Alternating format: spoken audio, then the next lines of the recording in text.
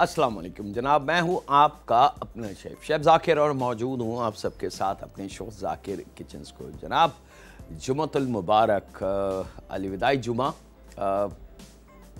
हो सकता है कि अब जो जुमा है उसमें ईद अनाउंस हो जाए, तो हम इस जुमे को अलविदाई जुमा तसव्वुर करते हैं। और अब मेरा रब है, वो इस चीज़ पर कादिर है कि वो हमें एक जुमा और अता कर दे माह रमज़ान का। तो ये बोनस वाला जुमा होगा और जो मांग सकते हैं दुआ बहुत मांगी। अब ये देखें कि जितनी एप्लीकेशन है और जितनी अर्ज़ियाँ हमने भेजी हैं ऊपर, वो कौन कौन सी एप्लीकेशन हैं, कौन कौन सी अर्ज़ियाँ अपनी मंजिल तक पहुँचती हैं। और रब करीम जो है हमारा रब, वो किन किन पे क्या क्या ऑर्डर अता करता है, हमें अपनी रहमत अता करता है, ये उसका करम है, ये उसका अमल है। हमारा काम है सिर्फ मांगना। हम भिखारी हैं रब की रहमत के, हम भिखारी हैं उसके महबूब की मोहब्बत के, और हमारा काम है मांगना। हम कितने भी बड़े हो जाएं, हम कितने भी ताकतवर हो जाएं, रहेंगे हम भिखारी। तो ऐ रब, जो भी तुझे अता करना है हमें भीख में, वो अपने रहमत के मुताबिक अता करना। बस ये रमज़ान की सबसे कीमती, अब आप इसको दुआ कह लें, इसको लफ्ज़ कह लें, या इसको इल्तिजा कह लें, कि जो कुछ भी भीख तो हमें अता करे इस माह रमज़ान के तुफ़ैल, वो अपनी रहमत, अपने नाम और अपने रुतबे के हिसाब से करना। वो जहन्नुम से, आग से बचाने का हुक्म हो, वो जन्नत का हुक्म हो, वो गुनाहों की माफ़ी का हुक्म हो, वो रोज़ी की बरकत का हुक्म हो, वो औलाद के सुकून का हुक्म हो, वो वालिदैन की खुशनुदी और उनकी बख्शिश का हुक्म हो। ऐ रब, जो कुछ भी तू करे, जो कुछ भी हुक्म तू दे, ये समझ और ये सोच के देना कि ऐ रब, हम भिखारी हैं तेरी रहमत के।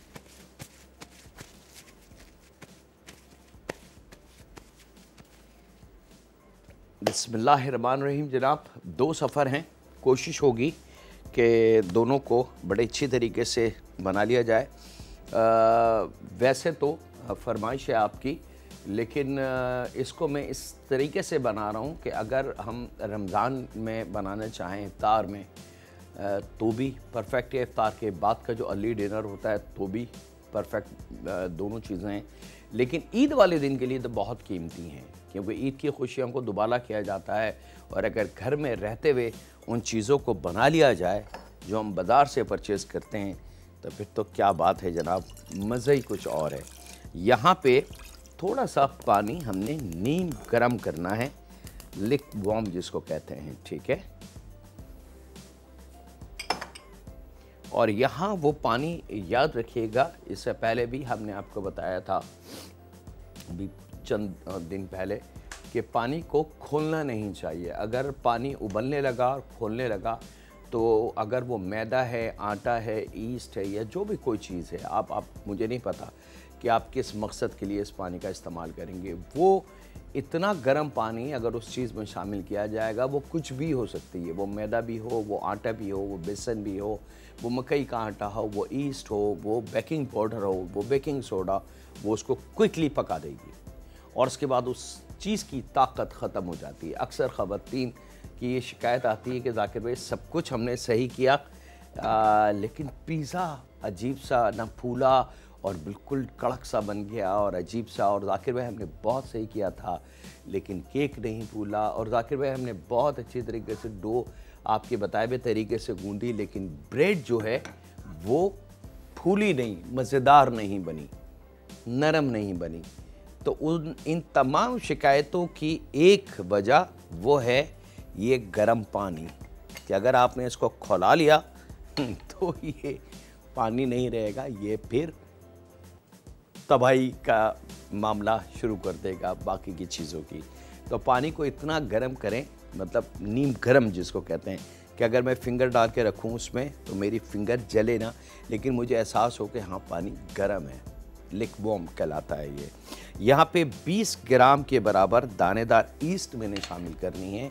याद रखिएगा 1 टेबल स्पून जो ईस्ट होती है, अगर सही से अपने टेबल स्पून भराए तो 11 और 11.5 ग्राम के बराबर होती है 1 टेबल स्पून।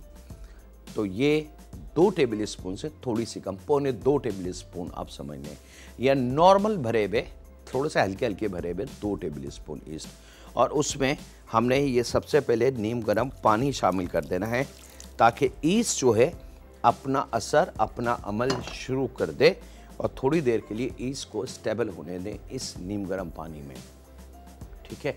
और यहाँ इसके साथ ही वही 20 ग्राम के बराबर दानेदार चीनी में शामिल कर दूंगा और इसी में शामिल कर दूंगा 1 टेबल स्पून के बराबर बटर। बटर आप नॉर्मल कोई से भी ले सकते हैं, भले येलो ले लें या वाइट ले लें, कोई कैद नहीं है। इन चीज़ों को मैंने छोड़ दिया पानी में, यानी कि नीम गर्म पानी में, और आपसे ज़्यादा चाहता हूँ छोटे से ब्रेक की। मिलते हैं लम्हों के ब्रेक के बाद।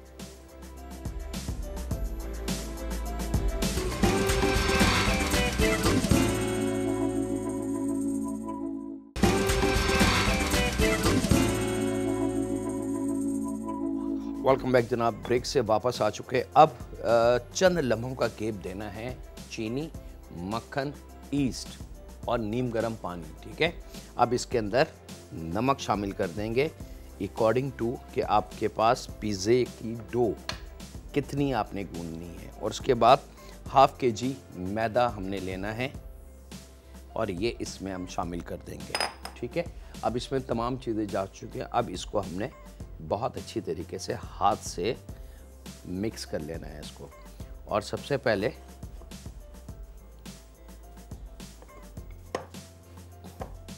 खुश्क मैदा जो है उसको गायब करना है। तो आप देख सकते हैं कि जैसे जैसे मैं हाथ से इसको मिक्स कर रहा हूँ, खुश्क मैदा गायब हो जाएगा और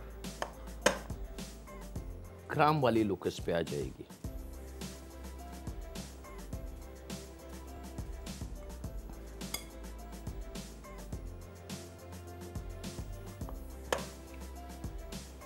ये देखें, ये जब हो जाए तो अब इसको हमने समेटना है।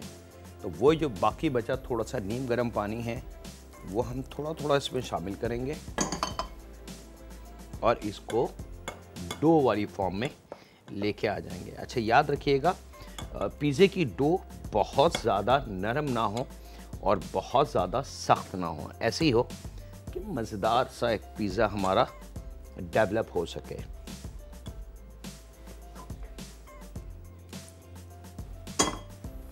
टोटल पानी की जो मकदार होगी इसमें तकरीबन आधा कप से थोड़ी सी कम।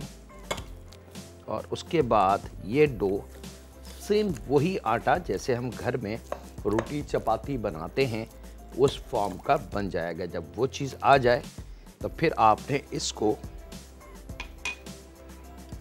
काउंटर पे ले आना है और थोड़ी सी मेहनत हमने काउंटर पे रख के इसको कर लेंगे।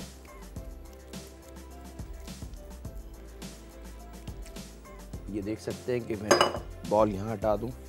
अब ये इतना मज़ेदार हो चुका है कि अगर मैं इसको उठाने की कोशिश करूँ तो आप देख सकते हैं कि काउंटर पे कितनी ज़्यादा मैदे की निशानियाँ मौजूद रह गई, जो को टेबल पे स्टक हो गया।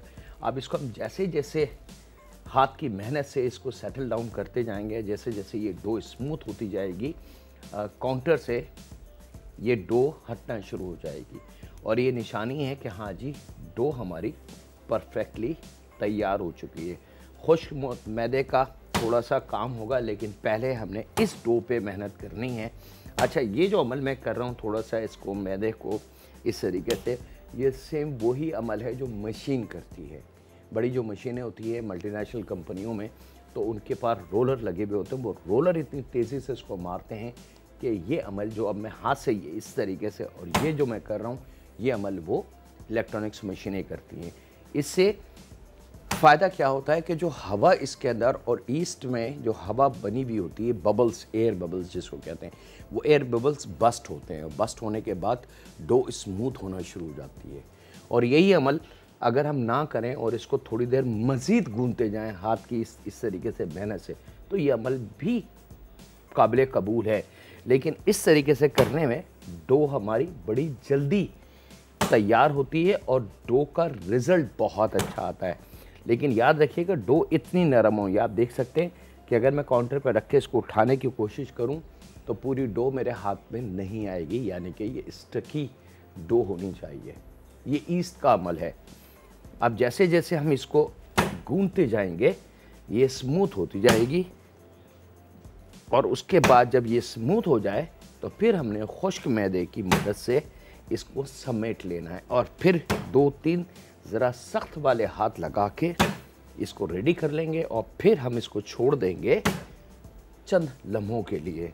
बाज़ लोग इसको 2-2 घंटे छोड़ते हैं, 3-3 घंटे रखते हैं। मुझे नहीं पता वो किसका मशवरा है और क्यों रखते हैं, नहीं रखी जाती। हाँ, अगर आप ब्रेड बना रहे हैं तो उसके अंदर है तकरीबन 45 to 55 मिनट तक आपने मोल्ड में इस डो को गूंथ के रख देना है, और इसका खमीर बनेगा और डो ऊपर आ जाएगी, और एग्जैक्टली ऐसे ही आपने ओवन में रख देना है। तो वो आपकी ब्रेड बन, डिनर रोल और लातादाद उससे रिलेटेड चीज़ें बनना शुरू हो जाएंगी। लेकिन अगर हम पिज़्ज़ा बना रहे हैं तो क्योंकि पिज़्ज़ा इसके बाद दोबारा बेला जाएगा। अब आप देख सकते हैं कि डो जो है मेरे हाथ में आना शुरू हो गई। अब ये मज़ेदार सी डो बन चुकी है, यानी कि जितना स्मूथ हमने इसको करना था वो रेडी है। अब हम खुश्क मैदा इस तरीके से इसके साइडों पे रख के और इसको समेट लेंगे, और जैसे हम इस पे खुश्क मैदा डालेंगे आप देखेंगे कि इस डो की लुक बिल्कुल चेंज हो जाएगी। ये लीजिए जनाब, अब ये मज़ेदार सी डो बिल्कुल रेडी है। यहाँ मैं इसको रेडी करता हूँ और आपसे इजाज़त लूँ एक छोटे से ब्रेक की। मिलते हैं लम्हों के ब्रेक के बाद।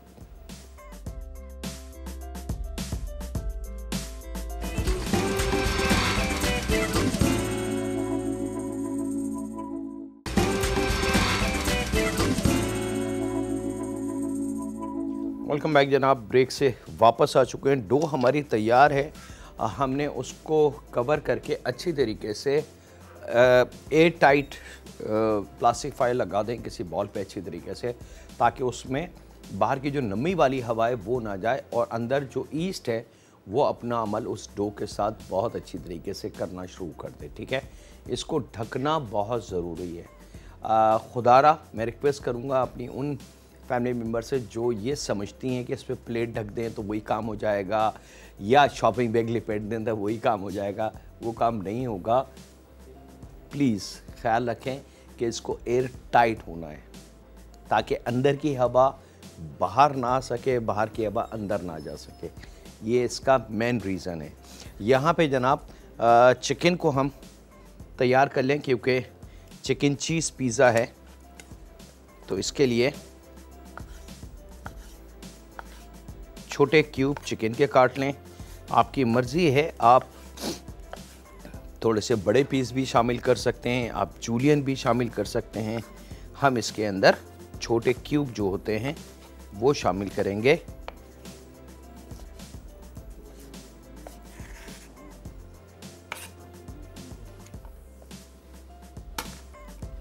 चिकन 2 ब्रेस्ट, वज़न 400 ग्राम।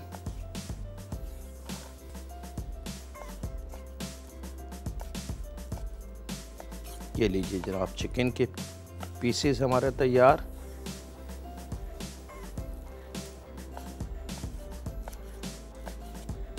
और अब इसकी कुकिंग हम कर लें।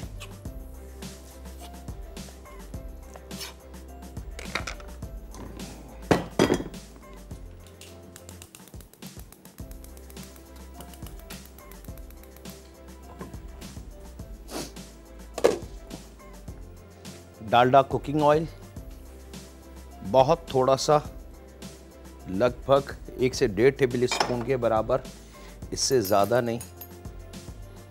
लहसुन का पेस्ट या लहसुन अदरक का पेस्ट, दोनों ऑप्शन है आपके पास। 1 टेबल स्पून के बराबर।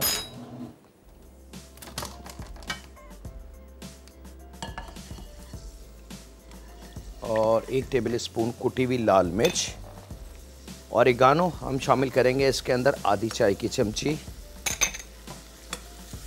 और इसके साथ ही जब ये थोड़ी सी पकना शुरू हो जाए तो इसमें हमने ये चिकन के जो छोटे क्यूब हैं ये शामिल कर देंगे। साथ में जायके के हिसाब से नमक, और इसको खूब अच्छी तरीके से हमने मिक्स करना है।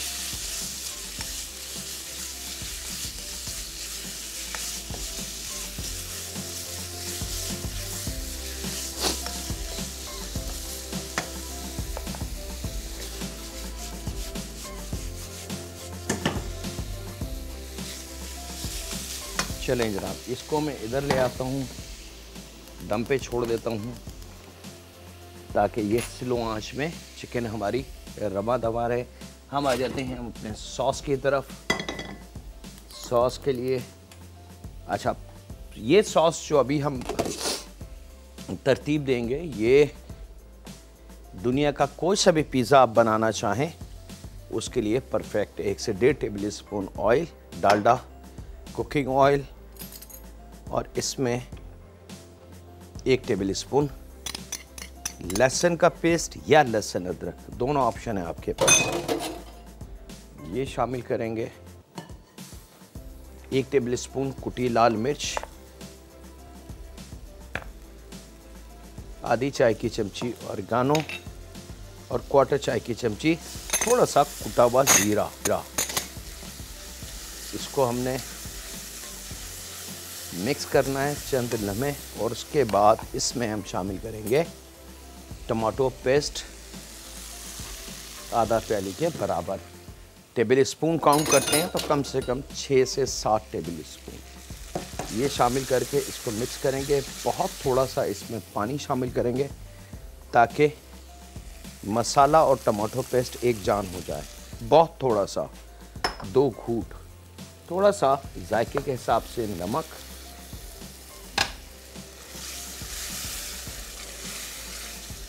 इसको आपने अच्छी तरीके से पका लेना है। दुनिया का कोई सा भी पिज़्ज़ा बना रहे हो, पिज़्ज़ा सॉस ये आपका तैयार हो गया। बेशक वो वेजिटेरियन पिज़्ज़ा हो, चिकन हो, बीफ हो, चीज़ पिज़्ज़ा हो, एनी पिज़्ज़ा, उसका ये सॉस आपका तैयार है।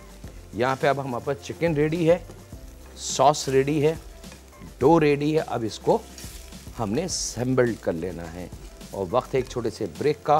मिलते हैं लम्हों के ब्रेक के बाद।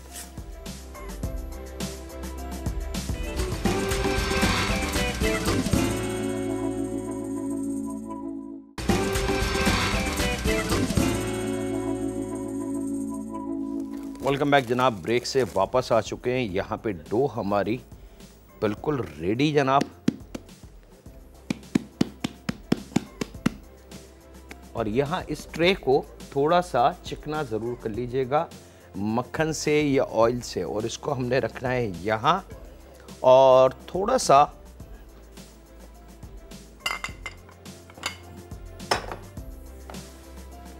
हाथों को हल्का सा स्लाइटली सा चिकना करेंगे ताकि डो हमारे हाथ पे स्टक ना हो। और उसके बाद इस डो को आपने बेलना नहीं है बल्कि हाथ की मदद से फैला लेना है।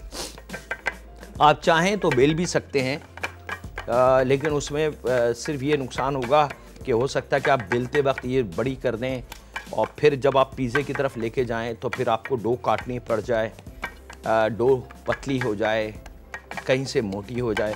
तो ये जो तरीका है हाथ का, ये ट्रेडिशनल ओरिजिनल तरीका है पिज़्ज़े का। इससे ये होता है कि हमारी डो इक्वल रहती है, और जो डो हमने गूंदी, अच्छा मैदा मैं आपको बता दूं, शायद इंफॉर्मेशन मैंने जो दी थी हाफ़ के जी की, हाफ़ के जी नहीं, तकरीबन 1.25 से 1.5 पाव मैदा था एक लार्ज पिज़्ज़े के लिए। और इस तरीके से फिंगर की मदद से आपने इसके एजेस बना लेने, और जब एजेस कंप्लीट हो जाएं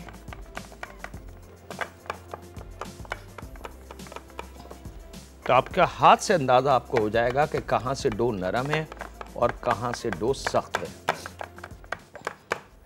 एक कांटा लेके, डो हमारी कंप्लीट, एक कांटा लेके ज़रा सा इसके इसको पंचर कर दीजिएगा ताकि सेंटर से बबल्स इसका ना बन जाए, और अगर बबल्स बन गया तो फिर वो चीज़ नहीं बन पाएगी। अब आपने ये सॉस लेना है,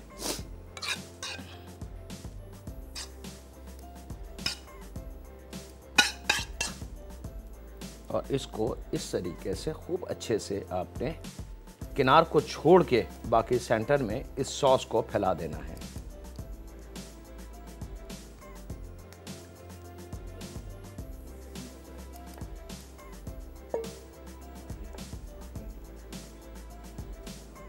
सॉस जितना अच्छा होगा पिज़्ज़े पे, सॉस में ज़रा सी भी कंजूसी मत कीजिएगा। कहीं इतने से सॉस को आप 2 या 3 पिज़्ज़े में शिफ्ट करने की कोशिश करें तो उसका नुकसान ये होगा कि पिज़्ज़े का जायका फीका फीका लगेगा और आपको मज़ा नहीं आएगा। अच्छा, चिकन को ओवर कुक नहीं कीजिए, बस जैसे ही चिकन का कलर चेंज हो जाए तो आपने चिकन को हटा लेना है, क्योंकि अभी चिकन थोड़ी सी ओवन में भी जाके पकेगी।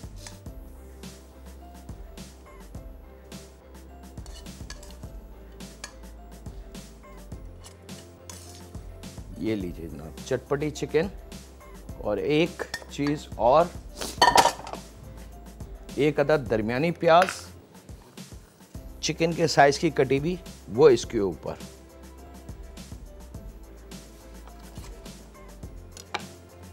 आप चाहें तो इसके अंदर बाकी वेजिटेबल का भी इस्तेमाल कर सकते हैं, लेकिन वो मुख्तलिफ पिज़्ज़े होते हैं, और अगर तमाम वेजिटेबल एक ही जैसी हर पिज़्ज़े पे आप शामिल करना शुरू कर दें तो उसकी लुक एक ही आ जाएगी। अच्छा, यहाँ पे spicy chicken with cheese pizza है, तो यहाँ पे मोज़रेला चीज़ हमने खूब अच्छे से इसके ऊपर बिछा देनी है। और एक रिक्वेस्ट और करूँगा अपनी जो फैमिली मेम्बर मुझे देख रहे हैं कि प्लीज़ चीज़ में भी कंजूसी मत कीजिएगा। अगर आपको एक अच्छा पिज़्ज़ा मेहमानों को या दोस्तों को या ईद वाले दिन सर्व करना है, ये फैला के इसको मैं रख रहा हूँ जनाब ओवन में, और आपसे इजाज़त लूँ मैं एक छोटे से ब्रेक की। तो कहीं नहीं जाएंगे, मिलते हैं लम्हों के ब्रेक के बाद।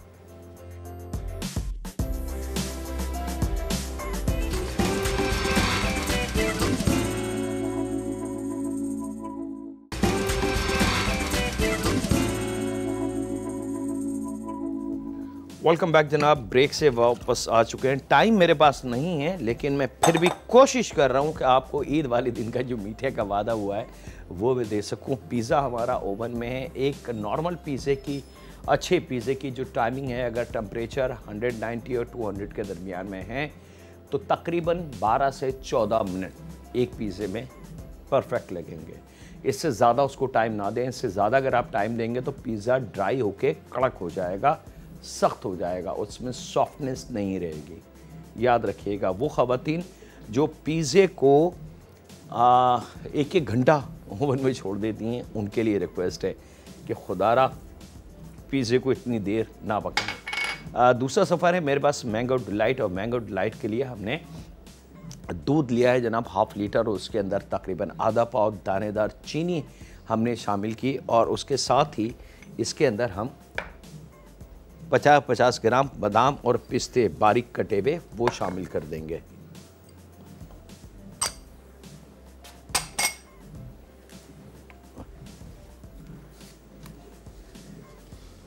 चूल्हे की लो तेज़ होनी चाहिए। अच्छा, ये गरम बन जाएगा, लेकिन आप लोग गरम सर्व मत कीजिएगा, इसको फ्रिज में चिल ठंडा करके और फिर सर्व कीजिएगा, ठीक है। ईद वाले दिन का ख़ास मीठा है जो रूटीन से हट के है।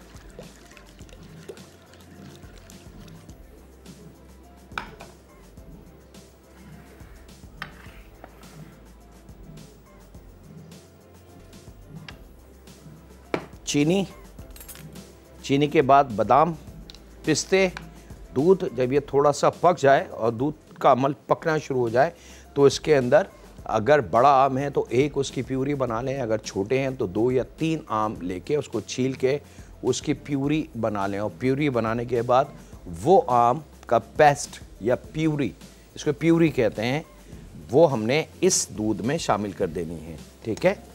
और इसके साथ ही इसको अच्छी तरीके से मिक्स कर लेंगे।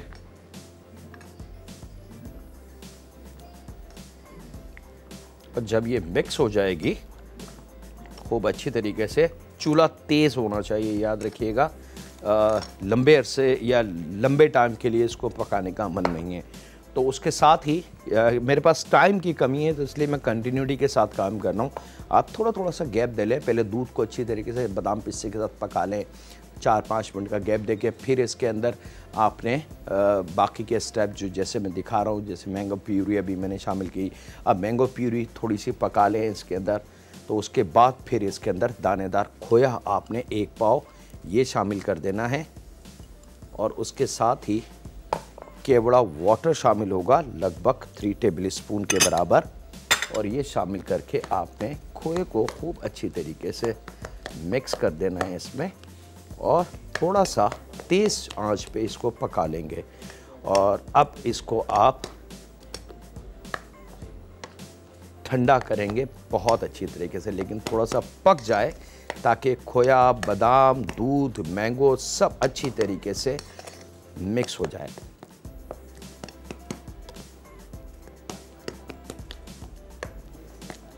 यहाँ पे टाइम मेरे हाथ से स्लिप हो रहा है जनाब, मेरी मजबूरी है। ये कंप्लीट है, थोड़ा सा पक जाए तो फिर हमने इसको यहाँ शिफ्ट करना है, और शिफ्ट करने के बाद इसको फ्रिज में रख देंगे ताकि स्टेबल हो जाए, ठंडा हो जाए। मैं पिज़्ज़ा आपको दिखा रहा हूँ जनाब, इंशाल्लाह ताला अल्लाह ने चाहा तो। टाइम मेरे हाथ से स्लिप हो चुका है। बिस्मिल्लाहिर्रहमानिर्रहीम। थोड़ा से दूर हट जाए ओवन को खोलते वक्त, ताकि उसकी हीट डायरेक्ट आपके फेस पे हिट ना करे।